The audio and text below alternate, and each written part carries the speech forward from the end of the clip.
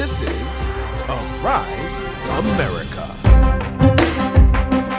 Well, let's bring back the historic confirmation of Ketanji Brown Jackson, a confirmation that has sparked a discussion about the lack of diversity on the nation's highest court.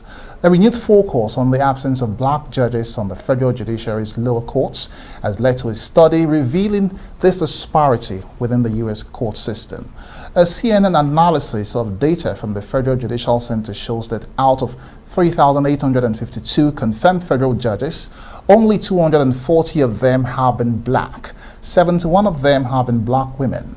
While strides have been made to be more inclusive, the preference of the judiciary is to pick white male judges. On Wednesday, senators read from Martin Luther King's historic speech, a letter from a Birmingham jail. It's been a tradition of the U.S. Senate since 2019. A reminder that there is always more work to be done in the pursuit of justice for all. The reading of this letter is particularly relevant in ushering in the historic confirmation of the first black woman Supreme Court Justice. Well, let's take a listen. Three Republican friends, Senator Rounds will go first, and three Democratic friends followed by Senator Rono. Let me just lay out where we are and what we're doing. It was April 1963. Dr. King was held in the Birmingham jail for the supposed crime of leading a series of peaceful protests and boycotts in the city of Birmingham, Alabama. The goal was to put pressure in the business community to end discrimination in their hiring for local jobs. Some white ministers from Alabama had taken issue with his boycotts. They said, "Slow down, Dr. King, don't move too fast. We're for voting rights too, we're for ending discrimination, but don't demand too much all at once." I cannot sit idly by in Atlanta and not be concerned about what happens in Birmingham. Injustice anywhere is a threat to justice everywhere. We are caught in an inescapable network of mutuality, tied in a single garment of destiny. Whatever affects one directly affects all indirectly. Never again can we afford to live with the narrow provincial outside agitator idea. Well, for more on the lack of black judges in the U.S., diversity and inclusion experts, Ashton Pemberton is here to speak with us. Thank you, Ashton, for joining us. Now, first, let me get your reaction to the confirmation for the new Supreme Court Judge, Ketanji Brown Jackson, and of course, the significance of the letter, that's the 1963 letter of Martin Luther King Jr. that was read on the floor of the Senate yesterday. Yeah, absolutely. So, this is something good for the American people. But I do want to say that the process for Ketanji was there were clearly racial elements that made us uncomfortable, right? So I remember Ted Cruz asking her about racist babies and trying to use books about racial justice to see if she had an agenda to talk about race more and things of that nature. And so some of the things that she had to go through in that process were indicative of why this confirmation, it could be a good thing, but at the same time, we as Americans have a long way to go in terms of what real justice looks like and what real progress looks like.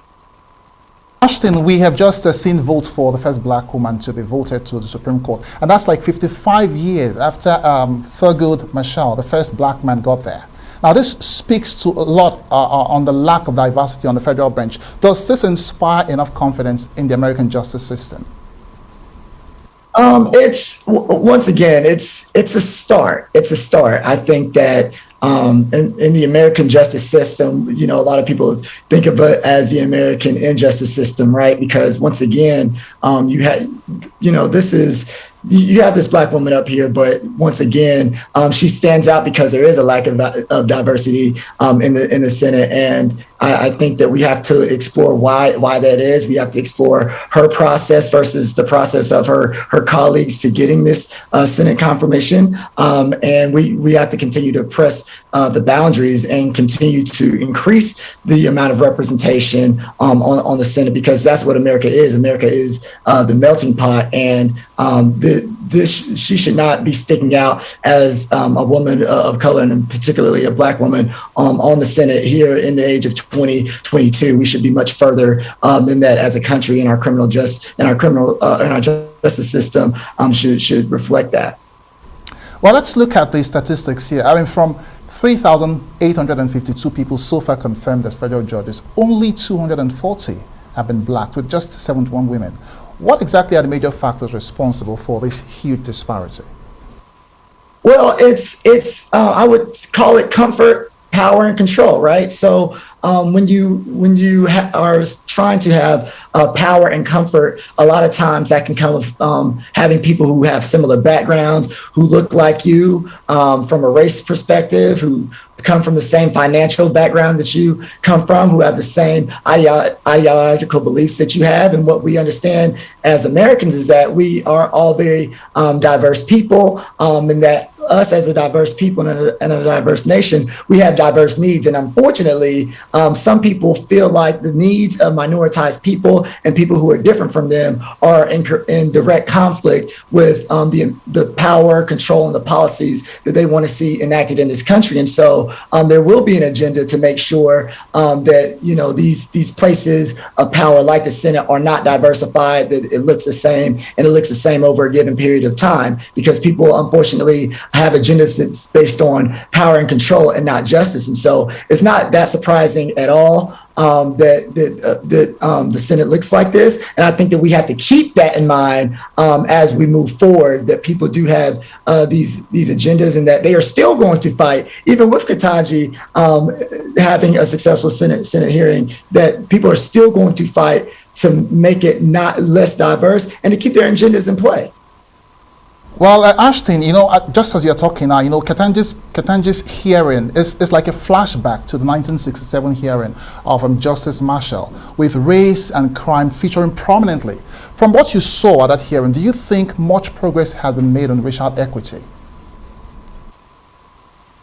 So I think yes and no. I think that the conversation about racial equity is more acceptable from the mainstream perspective. And I think that with society, there's a different type of pressure in terms of, how we are looking at these hearings and how we are analyzing these hearings and all of these different aspects that are more nuanced, that might not have been as mainstream and circulated as mainstream. And so I think that in terms of racial equity, we still have a long way to go. But I think that in today's society, with social media, with everyone having an opinion and a take, I think that we as a society are putting pressure on those in power to consider what racial equity really looks like. And when they fail us, which they do constantly, we sort of keep the pressure on them. And I think that is a sign of progress, or at least a sign that,